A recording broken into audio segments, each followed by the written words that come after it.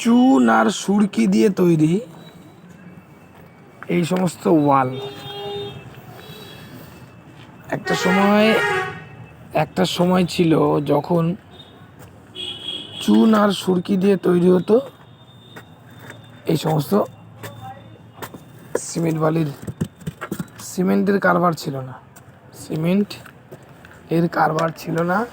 এই যে এটা হচ্ছে চুন আর সুরকি দিয়ে তৈরি। দেখুন কালো কালো, এই দেখুন শুধু ব্যালেন্সের উপরে। কোনো রকম ছাদগুলো বিমগুলো করা হতো সিমেন্ট দিয়ে। এগুলো পুরোনো দিনের বাড়িঘর, ভাঙচুর চলছে।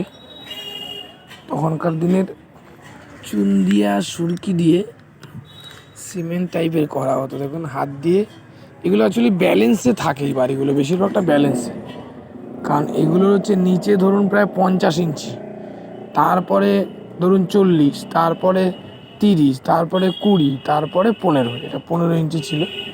এই যে ওয়াল 15, 10 আর 5 15। এই দেখুন